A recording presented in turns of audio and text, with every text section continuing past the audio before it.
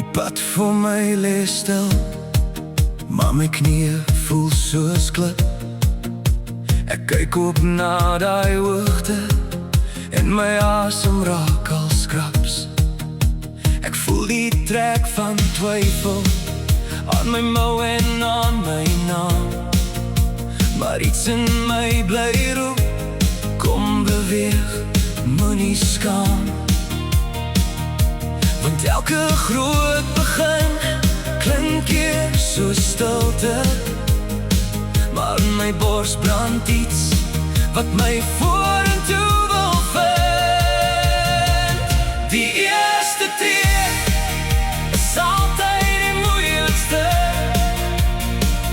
die eerste tree, maar ek trap, ek bly beweeg.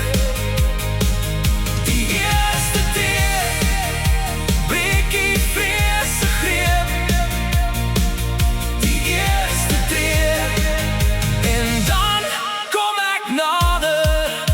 My hande is vol stof van die val en van die wag, maar ek tel my drome op soos klippe in die dag. Ek leer die berg ken, eers by skadu, dan by lig, en elke klein besluit maak my ruggraat weer reguit. Want elke groot begin klink hier so stilte, maar in my bors brand iets wat my voel